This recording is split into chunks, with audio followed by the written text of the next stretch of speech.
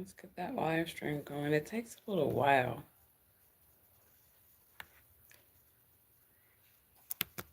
What's up, everybody? Give me 1 second because YouTube be on that special stuff. So I'm trying to make sure this live stream posts up.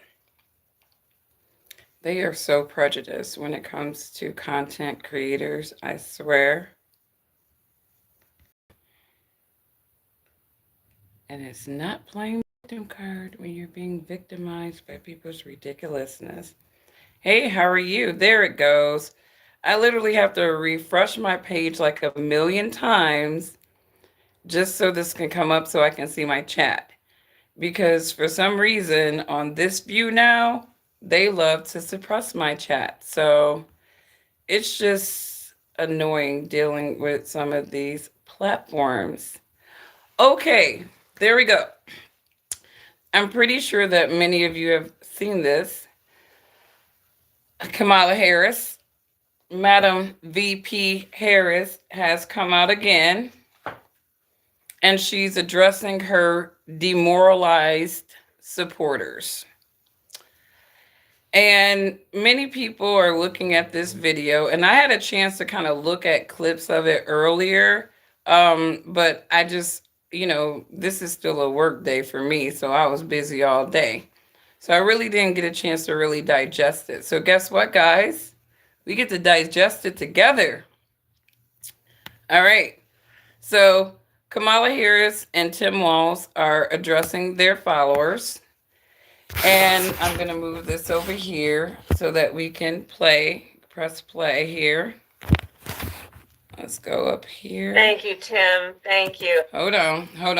Now, a lot of people are saying that Kamala Harris is possibly inebriated during this Zoom call that she and her running mate, Tim Walz, did for their supporters. Now, first of all, I don't understand why whoever told Kamala Harris to do this. I do understand why they could have did it possibly, but this was just kind of a waste of her time to do. And maybe she was just tired. They're like, wait, you guys are still puppeting me? I don't know.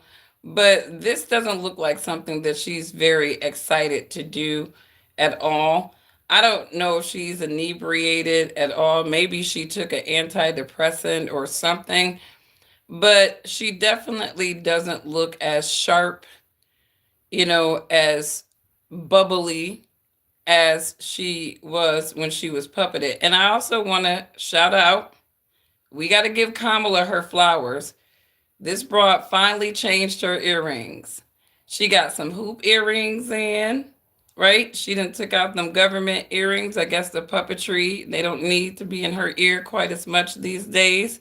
So congratulations to VP Kamala Harris for taking them damn government earrings out of her ear. You go, girl. You go, girl. I swear, I never, ever saw a woman consistently wear the same damn earrings for months. It was just weird, especially a woman of her stature. But let's hear what Kamala is telling to her supporters. And honestly, I could think that the Democrats feel like it's necessary for them to get Kamala Harris and Tim Walz on the mic for a variety of different reasons. I personally feel like their supporters have been demoralized. I really do. In so many different degrees, I believe that Kamala Harris's supporters have been demoralized. I think they were sold a bunch of bags of garbage, just like, their Democratic media. They were sold a bunch of bags of garbage from the machine, and now those folks are scrambling. I think that Kamala Harris, she or whoever from her campaign, they recognized that they had to say something to their supporters beyond her concession speech. And that could be because of all of these finance questions that are coming out post-election about how she spent those campaign funds, the bag of garbage in which she spent those campaign funds on. And a lot of her supporters, they felt somewhat betrayed. And a lot of that betrayal came from people promising them that she would win, and obviously she didn't. So I guess the Democratic machine is like, okay, our base is demoralized. Like down to our media machines, even they are demoralized. Our media machines are losing viewership. That is how demoralized these people are. So I think there was like, Kamala, Tim, get on a Zoom call, talk to them folks, right? Tell them, do some self validation stuff so these people don't feel like such losers, right? Because again, I don't think they expect for her to lose like that. All right, what you talking about, Kamala? Back at you, brother. You are such an extraordinary leader, and we have become lifelong friends. I just, in front of everyone, I want to thank you, Tim. You lead with courage. You lead with heart. You see the people. You care about the people. You believe in uplifting the dignity to which all people are entitled, and you do it and you have a sense of fun when you're doing it. But you are an extraordinary leader, and obviously the people of Minnesota are very, very lucky to have you there. But you are a national leader and a dear friend, and thank you. Noel, thank you for your work in Pennsylvania and all that you did for our campaign. I mean, so far I'm not getting drunk or inebriated. I'm really getting somebody who is like shamed. Like, I mean, I don't know if that's a great word to say it, but this woman lost dramatically. Like over half of the country was like, we don't want you as our president, right? And yet she still has to face the country to some extent as the still sitting VP, but also as this person who has lost an election like she did. And I mean, if I can imagine, how Kamala Harris feels, like she's probably really hurt. Like she's probably very, very hurt. And I mean, that's what I'm looking at is I'm looking at a person who has been leveraged, they have been beat, and they are hurt, for probably a variety of different things that are probably going on in their lives in connection with this election and probably beyond. So far, I'm not getting drunk. And let me just say to everyone on this call, I am so grateful for you. And I'm so thankful to you. I'm thankful for your love of our country and your willingness to put the work into it. I'm thankful for the faith that you put in me and Governor Walz and our team. And I am thankful because I know your character is such that you're not going to get knocked down. What the hell? Kamala, what are you talking about? So, I don't get drunk from this, okay? I don't get her being drunk. What my vibes are is this is a person who has lost. She is lost. I mean, people want to narrate her as being drunk and all that stuff. Maybe you guys are drunks. I mean, I don't believe in, beating people while they're down, right? I do believe in telling the truth and the reality of things, but I don't believe in beating people while they're down. And there's a segment of these people or the country, some of you guys are sore winners. You're sore winners. You don't know how to win. You really don't know how to win. And I think that's the problem with America in general. People don't know how to lose with grace, and people don't know how to win with grace. And so this woman has been vilified and demonized for weeks now, post her loss, right?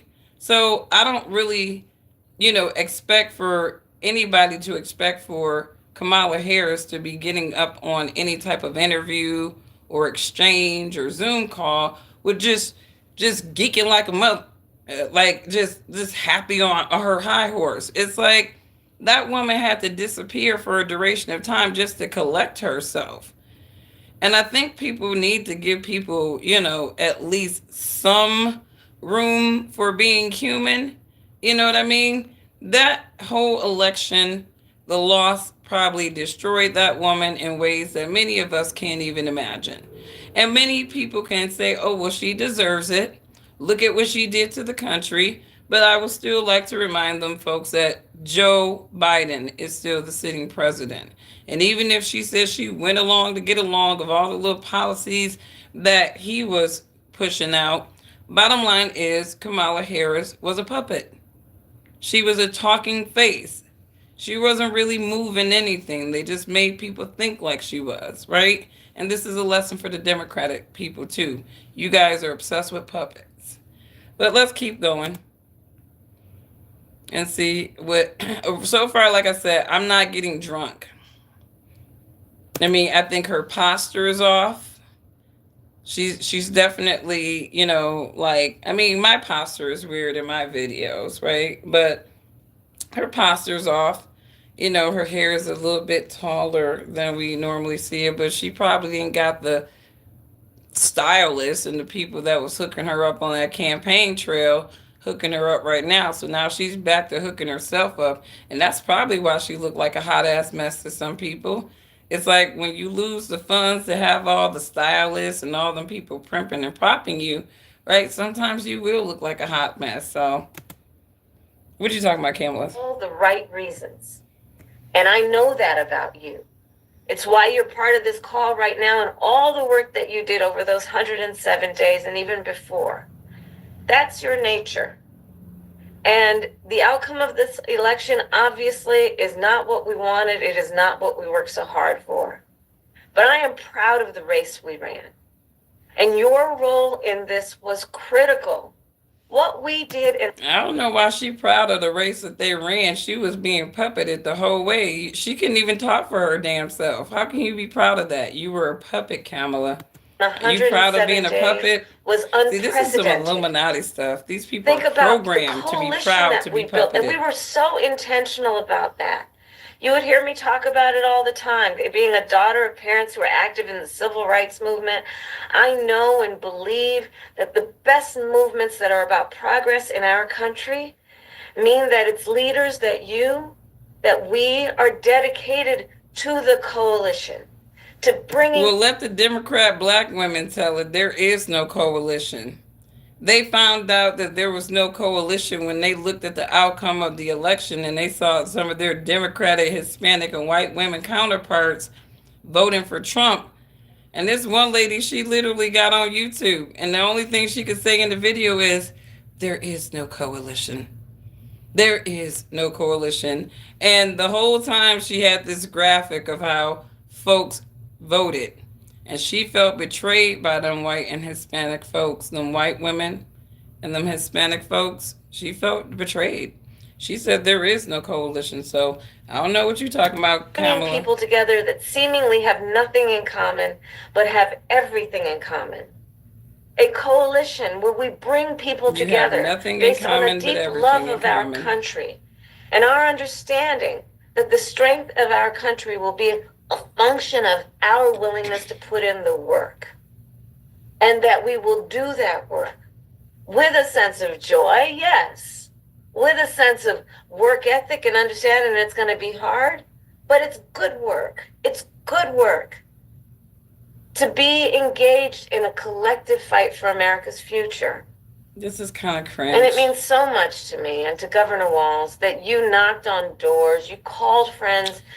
I mean, maybe this is like a guilt thing. I'm getting guilt here too. Like, I'm sorry we lost that damn bad. I don't know. Like, I mean, it's almost like they have to self-validate all of those people that supported them.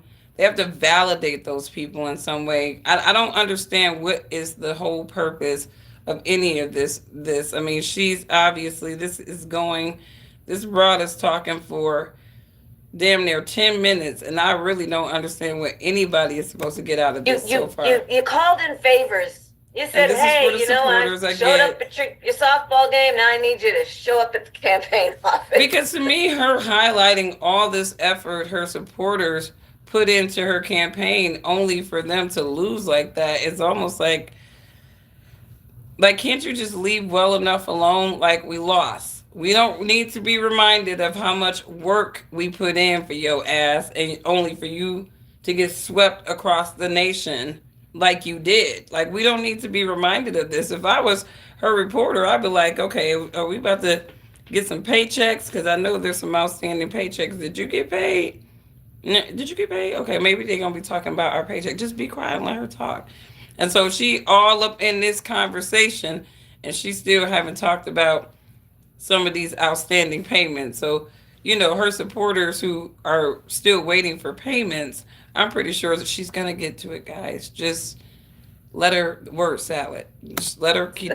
You put in the time. It was personal. We for know, you. Kamala. We did. And you gave all that you could We to did. support our campaign. Mm-hmm. Because of your efforts, get this, we raised an historic $1.4 billion. Almost. Well, why I didn't get my paycheck out of that, Kamala? See, if I was one of her supporters listening to this shit, I would be like really pissed off right now. Especially if I'm one of her supporters who was guaranteed by her deputy campaign manager. She was out here promising them folks that she was going to win, right?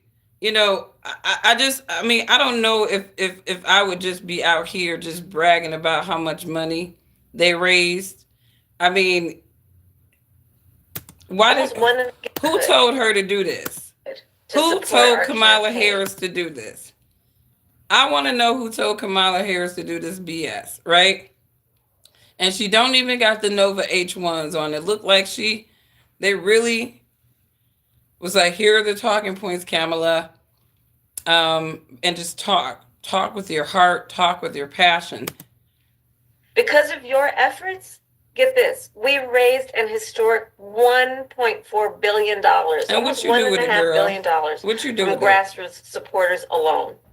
The most in presidential campaign history. And what y'all do with it? Nearly 8 million donors contributed an average donation of about $56. Now, mind you, she had to throw in that part, right? Nearly 8 million, because they don't want you to know that all the rich folks was really betting on her, and they look like idiots as she got swept across the nation. So she's trying to make it seem like these are grassroots people. They're grassroots millionaires that donated to her. You didn't even win the damn election. So I doubted if these people was really voting, giving you money, fuel our people-powered campaign. And understand the that millionaire the work that powered we did campaign included the work that so many of you here billionaire did, which is to talk campaign. To first-time voters. Many of you are first-time voters. And to talk about how being involved can make a difference. And that remains true. And that's one of the pieces that I just want us to please take away, that our fight for freedom and for opportunity and for the promise of... She is talking to her supporters knowing that they are demoralized. Her tone tells me that she's not drunk, right? But she is being forced to talk to demoralized supporters and give them validation. And this is what I'm getting from this, what she's saying right now. She knows that a lot of the Democratic base, a lot of those passionately ignorant folks who believed in her, had all these delusions of grandeur of the first woman and all that whoop-de-whoop-de-whoop stuff. Like, she knows that those people have been severely demoralized. And this is the tone that I feel like she is sort of coming at them with, is, I know you're demoralized. Of America, it included, for example... But look at what you guys did. Almost 4 million first-time contributors to our campaign. Because of the work you did of helping people know that they can be engaged and that they're not outside, that they're inside, that we're all in this together. And that work continues. The work must continue of reminding ourselves that we have an ability to stay engaged in a way that will make a difference. The work that you all did, it's going to have lasting effect. Again, I'll say, the election didn't turn out like we wanted it to. Certainly not as we planned for it to. You know what's in your cheap protein? I don't think this woman is drunk at all. I think that she's being forced to talk to demoralized supporters, and she's uncomfortable doing that. But understand that the work we put into it was about empowering people. That's the spirit with the work we did. Our spirit and our work was about saying that it is a strength that we each have to lift people up, This is a as opposed to beating self-validation people down. speech. It is a strength we have that has lasting effect. So all that work that you did that was about engaging with other people, engaging with perfect strangers and in their face seeing a neighbor, that has lasting effect. It reminds people that there are leaders like you who care and will bring Okay, us so this sounds like a code.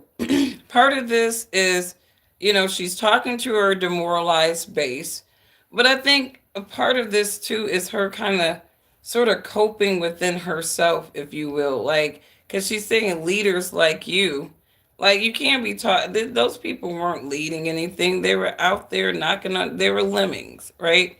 You were the hopeful leader here. So I really do feel like this is a two-part cope validation, a sort of a way to lift the morality of people who clearly have been demoralized, for a variety of different reasons. I think the reality for a lot of these people is that nobody cares about their fringe issues and all those weirdo things as much as they do, and as much as they thought that the country was manipulated into believing in those little fringe issues. You can overmarket all that crap until the cows come home.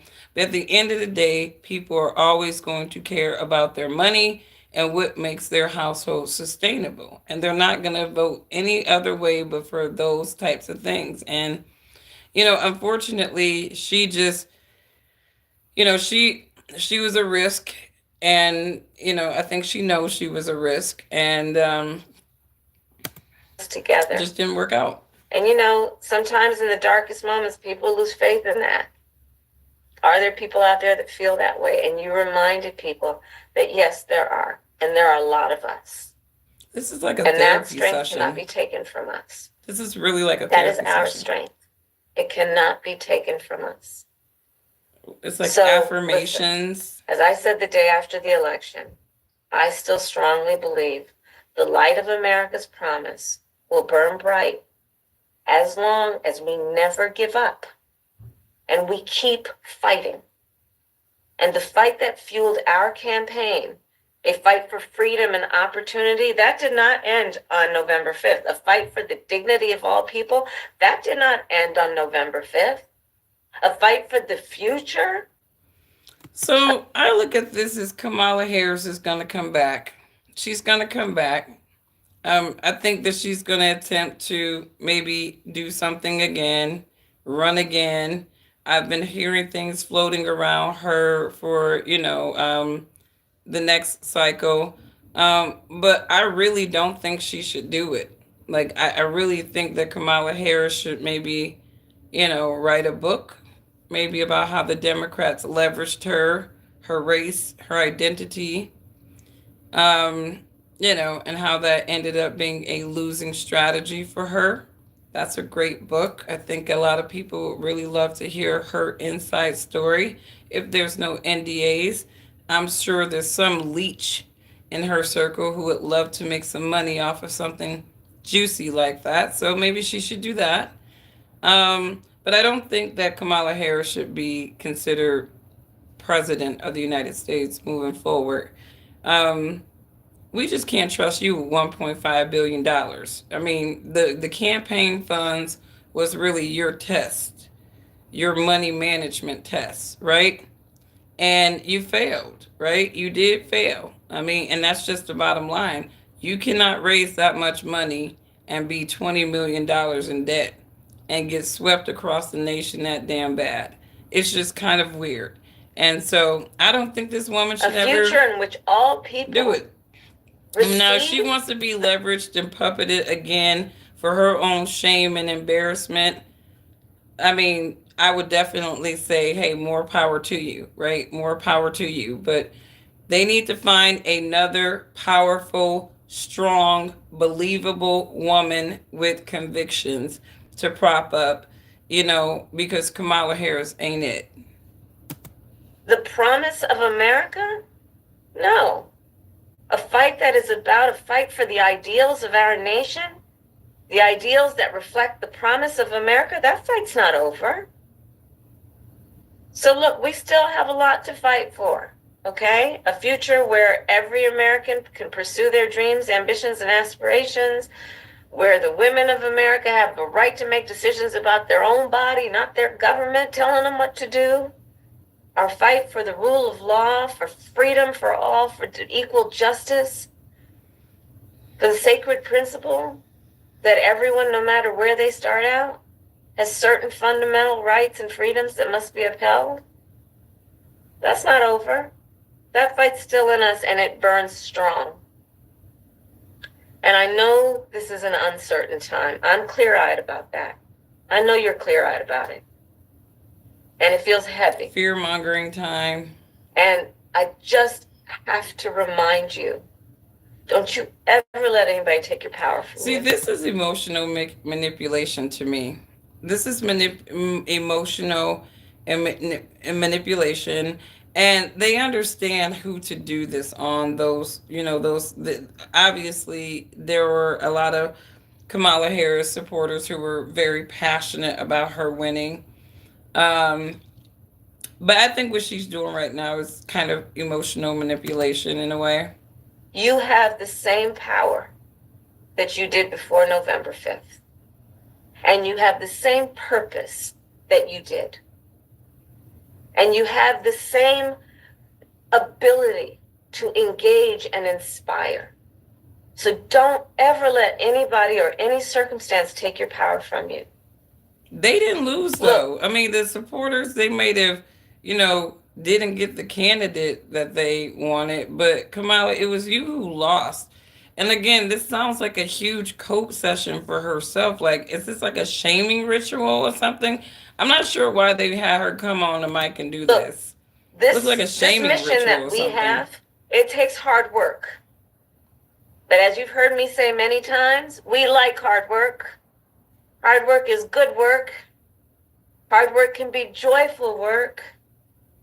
And in doing our work, we will remain committed and intentional about building community. Is she begging for donations on the slick?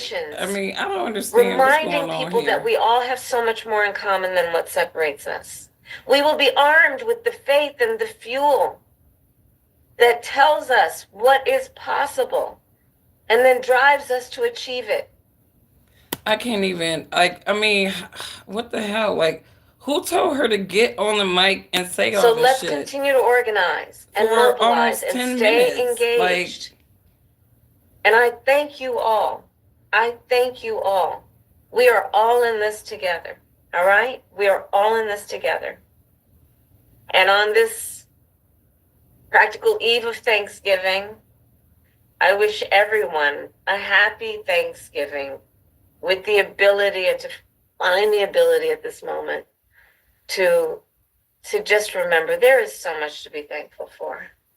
And so I wish for you that you are surrounded by the people you love and who love you. As you know, I encourage you to be around family in whatever way you compose that family, but to take a moment and just reflect on all the good you have done and all the good you have yet to do. We are powerful, those of us who love our country, and we've got a lot of work to do. And with that, I will hand it over to Noelle. Thank you all, and happy Thanksgiving from Doug and me and our family. This is an emotional woman. I mean, this is obviously a woman who is dealing with like a loss like that.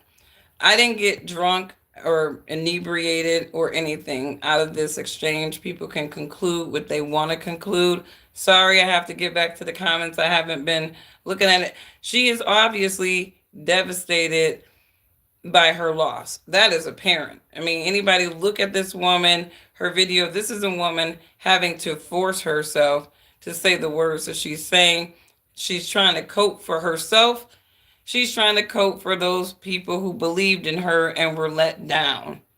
And that's what I get. But I think that she's trying to keep that inspiration going with these people, because obviously if she runs again, she's going to need those people, right? So she's going to have to keep their hope alive in her in some kind of way. And I think this was really the way to do it. I really think the timing of it was stupid. I think if I were Kamala Harris and even her team, I would have just did the concession speak, and I would have put Kamala Harris to bed for the rest of the year. And if you wanted to resurrect her back into the public, I would have revisited Kamala Harris next year. I don't know who is telling her to do this dumbass shit. I don't even know whose idea it is to say, hey, okay, Kamala and Tim, we need you guys to get back on the mic or whatever. Honestly, it's too late for her to be doing all this stuff. It really is just too late. I think she should have just let it all rest and then came back and tried to inspire her people a different way. But I don't get drunk from this. I mean, I just get a person who's emotional, very emotional. She's still dealing with that loss, no doubt. She is still dealing with that loss. But I think at the same time, a layer of that is trying to keep those supporters and try to maintain or validate that base too, because she knows that, people are flipping on the Democrats. So the Democrats need to do every little thing that they can to try to salvage the remainder of their base, because I don't think their base is very happy with them right now. So let me go back. I'm sorry, I didn't see the comments before, so let me go to my comments. Okay, good evening. What's going on, Jake? I see you, my friend. You need to take the government nose ring. You need to shut the hell up, Claudette Oliver. This nose ring has been a part of my life more than you have been a part of my chat, so sit your ass down somewhere. You need to go look in the mirror and like yourself. Some people just wake up trying to hate, and it's like, I bet you if we look at you, you might benefit from putting a nose ring or some additions onto your ugly ass face. All right, let's see. Good, she's done. I agree. Kamala Harris is done. Her career's done. And I don't see how they could actually purpose her, in anything other than like a nomination into one of these departments or something like that. But, when you lose like she did as president, you're not running for president anymore. We don't want to see you there. You damn sure not running for Supreme Court justice. I don't know why the hell people keep putting that on the table. She doesn't even look like a person that has a higher judiciousness of her thinking, especially the way the Democrats puppeted her throughout her campaign. It's like some people just say the dumbest ass shit. Like, they're like, what about Kamala for the Supreme Court justice? Like, you people are dumb. Some people just wake up with stupid on their mind and they just stay there all day. Yeah, let's see.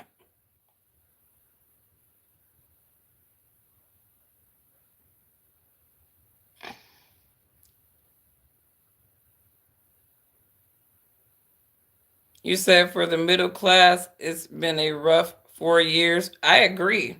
And I think it's very interesting because here's the thing. Biden's like, we're not going to tax people, who make, under 400K, but they're constantly putting up creative little ways to short squeeze people out of their earnings, no matter what. So I don't know if you guys heard it or not, but like the IRS is finally going to be implementing, their tax on like some of those payment services companies like Venmo, PayPal, Cash App. So apparently the threshold before was $20,000. Now they have lowered it significantly to $600. So they're trying to short squeeze the poor man too. These folks will lie until the cows come home, but they're always going to find little creative ways to leech off and short squeeze people. So it's like if you're a person who sell your old stuff on Facebook Marketplace and you use PayPal or Venmo or something like that, and let's just say you sold it for $700, that triggers a 1099 for you now. So if I were you and you are utilizing those type of service things, make sure you talk to your tax professional about how to navigate that form. right? Because they definitely coming after the little guy and their little creative short squeezings. It's pathetic. Taxation is a form of legal theft. It is a form of legal theft at this point. You said she sounds drunk. She doesn't sound drunk to me. She sounds like a woman that is hurt. I know the conservatives want her to be drunk, and it's like, okay, you guys can keep beating her up if you want to while she's absolutely down, right? But I don't really see a woman that is drunk. I see a woman that is hurt. She's embarrassed, and she still has to show face for her party and her supporters in these little nonsensical Zoom call meetings, which she probably didn't want to do, and she didn't have her little magic earrings in her ear either. So there's that too. She probably was like, this is some old BS. I'm tired of this BS. Don't know why I got to do this. And I don't even have the little magic earrings with somebody telling me what to do in my ears. But, you said emotional damage. She looked emotionally damaged to me. Somebody jumped in my live stream about a week or so ago and was like, yeah, I saw her at a veterans event and it looked like she had lost weight. Her face looked terrible. You know what I mean? And I can imagine, she's probably in a slump. And imagine, if anybody, folks was telling Kamala Harris, like, you're going to win. You're going to win. It's in the bag. Like they was telling them donors, we promise you that Kamala Harris is going to win. Right? Kamala Harris is probably devastated and embarrassed. She's probably devastated and embarrassed.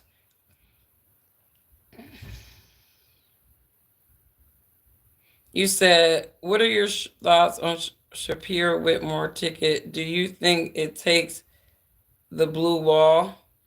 You mean Josh Shapiro? You're talking about Gretchen Whitmer?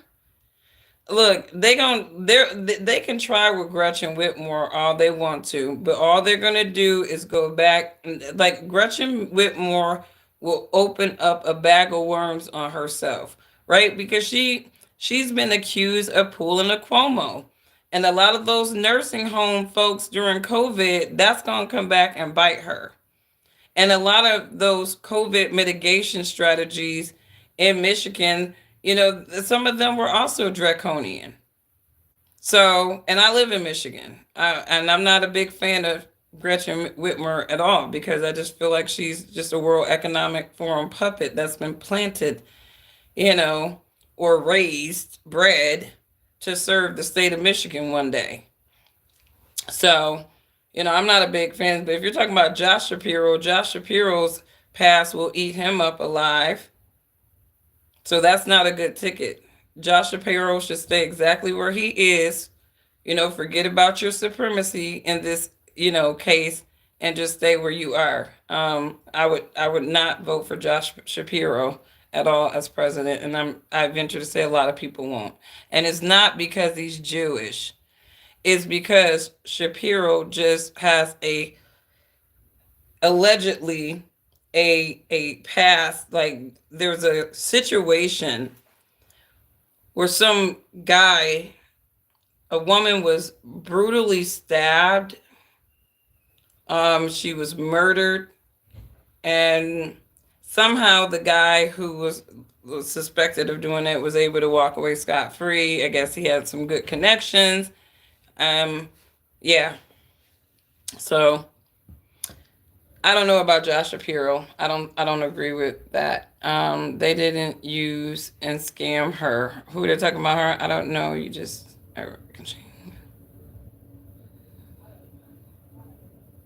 Okay. Respecting black men would vote for no self-respecting black men would vote for Harris. Well, a lot of black men who feel like they have self-respect voted for her. Some of them opted to stay at home. Some of them opted to stay at home. And that is that. A lot of Shapiro is a player with lots and lots of skeletons in his closets.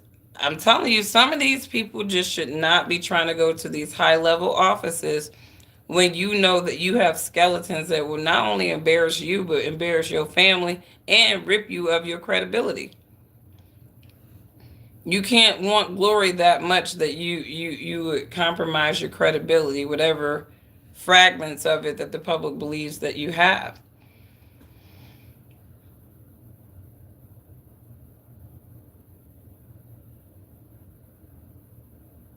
Are you saying Ben Shapiro? Are we talking about Ben Shapiro or Josh Shapiro? Because there's two different Shapiros that can be on the mic.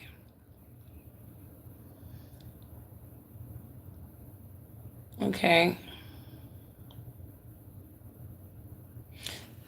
You're right.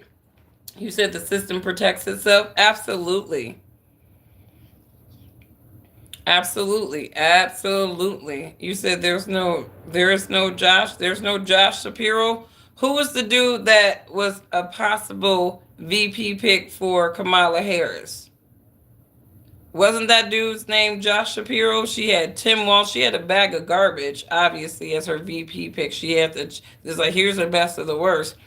And they didn't choose Josh Shapiro. Josh Shapiro would have been, if he didn't have whatever things going on with him, he would have been the better pick than Tim Walz. Absolutely. But he had some things going on in his closet that obviously wouldn't have looked right for him. And you know, there's a lot of grave diggers on the liberal and the conservative side. So Josh Shapiro wouldn't have ended up, he wouldn't have made Kamala Harris look women friendly at the end of the day, because the conservatives would have ripped him apart on a woman's side, so they couldn't afford that. They already was betting. You said Ben Shapiro is the only Shapiro. Is Ben, Josh isn't. I don't know what you're talking about, but Josh Shapiro is definitely a politician. And I don't even care about Ben Shapiro. I don't even know why he's being mentioned over here. I used to watch the Daily Wire before I realized they just come off as agents. I don't really care how they party with Candace Owens, and I'm not even a fan of Candace Owens, but I definitely don't like the way they did Candace Owens. But I guess you reap what you sow, so, you know, can't feel too bad for Candace. But I don't think that was right. But they have an Overton window, and Candace was like, I don't care about your Overton window. And she just started saying all the things that should not have been said. And that's just what it is. So Ben Shapiro, I have no opinion about Ben Shapiro, you know. But anyways, you guys, I don't think that Kamala Harris is drunk here. I think that she is coming from a lens of somebody who's very hurt, very embarrassed by the outcome of this election. And I think that it's probably just hard for her to have to keep talking to these folks and trying to reassure folks. I don't know if this is just like the beginning of that we need to get donations hustle, or to pity trip people into, I don't know, continuously supporting her. Maybe this was an outcry to the donors. I don't know, but they could have saved that, because it didn't really do anything to make people feel better about Kamala Harris. If anything, it looked cringe. It looked like a big ass cope session. It was like she's trying to validate herself with this word salad. You are still a leader, and you are strong. And you know, and it's like, are you talking to them or yourself? It was a big cope session for me. We pray for people like Kamala Harris. That woman is not drunk. Conservatives always want to make this woman look drunk, but she don't sound drunk to me. So my wife got me this weird new kitchen. I hate YouTube commercials. But she don't seem drunk to me. She does not seem drunk. She only slurred like one word, I think function, but she was talking fast, catching her breath. I just doesn't sound drunk to me. Almost 4 million first-time contributors to our campaign. It sounds like somebody because who's of the work you validating did her audience. Of helping people know that they can be engaged and that they're not outside, that they're inside, that we're all in this together. And that work continues. So she's basically, like, honestly, I feel like if I could just summarize this whole word salad, Kamala Harris is basically telling her supporters and telling herself, you're not a loser. You're not a loser. Be proud of what you've done. you are not a loser. Even though we didn't get the outcome that we wanted, we are not losers. We are fighters. We are fighting for this idea of democracy where women can kill their babies all over the United States unchecked, unmitigated, and these whores, most of them, can go about doing their business and killing their babies without the government telling them what to do with their bodies. And, the usual suspect narratives that they had all these folks believing in that voted for her. So I think this is what it is. I mean, let me know what you guys think. Let's do a poll really quickly. Let's just do a test. If you saw Kamala Harris's conversation to her supporter, that Zoom call, put a 1 in the chat if you think that she is drunk and inebriated in this delivery. If you believe that she is drunk and inebriated as she is coping in this Zoom. All right, we got a couple of David D said, I think she drunk. All right. I can't pronounce your name, honey, but okay, we got a lot of ones in here. A lot of people think she's drunk. Okay, is there anybody who can give a loser concessions that maybe she is hurt? And if you can give somebody concessions that she's hurt and she's coping with this word salad, let's do it too. I see you, Vinny. I see you, Elizabeth, right? I see you, Elizabeth. Okay, so we don't have that many people that feel like this woman is hurt and she's coping. They feel like, for the most part, Kamala Harris is drunk.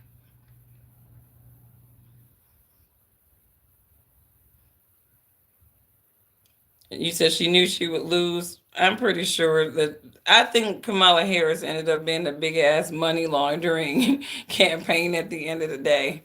I don't know. I just feel like somewhere there's some flags of money laundering here. You don't raise that much damn money and then you end up 20 million in debt. Just seemed like it was a big scheme to get a lot of people's buddies paid by the donations of vulnerable people that believe that bag of BS that they were spouting on the campaign trail. Some of these candidates, they know that they're not going to win, right? They know that they're not going to win, but they will do everything in their power to convince a vulnerable group of donors and hopefuls and emotionally irrational people that they will win, and just so that they can give them their money. Again, what did Lindy Lee say? Kamala Harris's campaign manager promised them. She promised them that Kamala Harris would win. She promised them. In what galaxy, except for in the galaxy of rigged elections, could a deputy campaign manager make such a guarantee to donors? So, I don't know. She had to spend money for endorsements. Yeah, she had to ride the coattail of some of those celebrities' audiences so that she can actually generate a crowd. She would have been looking, real sad, compared to Trump. If they would have just let her draw in her own crowd for her rallies, there probably wouldn't have been nobody there. They needed folks like the celebrity folks. You know what I mean? Because otherwise, it would have been just Kamala, Tim, and his kids. And, his son just crying, that's my dad, that's my dad. And it's like, oh, you so sweet, kid. Just yelling in an empty stadium for your dad. Let's bring Lizzo up in here. Let's bring Lizzo and give your dad and Kamala a little help, kid. There you go. All right. Who would you rather vote for, Kamala or Hillary? Neither one. Neither one. I'd rather vote for my couch than to vote for either one of those broads.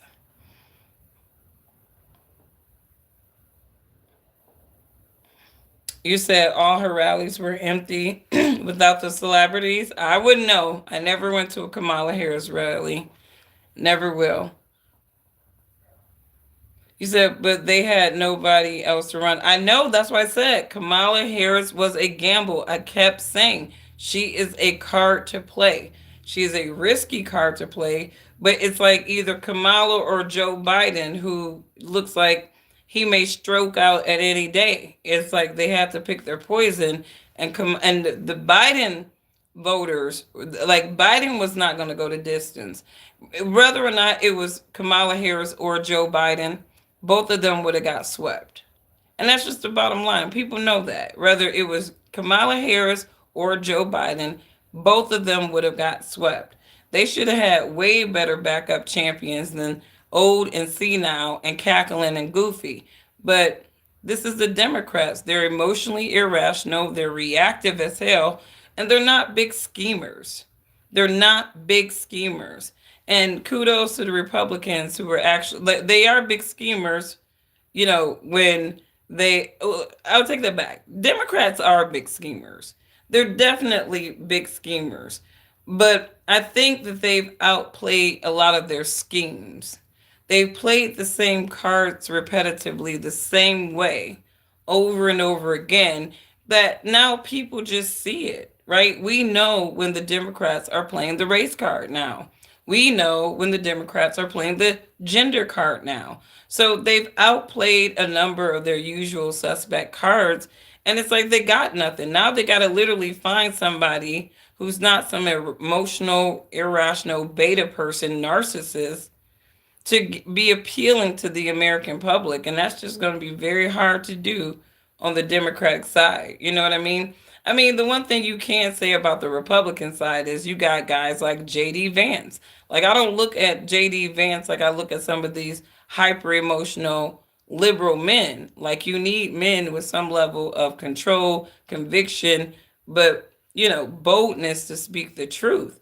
And I don't know a whole lot of guys like that on the liberal side. So they truly are in trouble, guys or gals on the liberal side, who can operate with conviction, excuse me, speak the truth with boldness, and stand on what they believe. I think Robert F. Kennedy was like the closest they had, and he messed around and became independent? So they got to regroup. They got to get some cool people. Like the Democratic Party has turned into the revenge of the nerds, right? Going after all the cool kids that make them feel intimidated about themselves in little various different ways. Going after all the cool kids that refuse to validate their little punk asses about this and that. So now they have put these people in a position of power over the cool kids over the years. And they just made things horrible. This is my sister trying to make sure that I'm cooking my greens and the yams. So you guys have a wonderful, wonderful day, and I will catch you on the next one. I'll just call her back. Messing up. My technology is weird, but I'm cooking, and she's just trying to make sure that I'm on task. So I got to get on task and cook my collard greens in a sink, like normal people cook their collard greens. And I grew sweet potatoes this summer, so I'm cooking some yams. And I'm excited. And yes, I am that person that put marshmallows and crushed walnuts on my yams. Cause I feel like you gotta make yams, right? It's not, let me get off the phone, because she's gonna demonize me until she knows my status. So you guys have a wonderful, wonderful day. You enjoy your family. Always a time where you can get together with family and just make memories is always a good time. So enjoy your day. And I will catch you guys on the next one. Bye.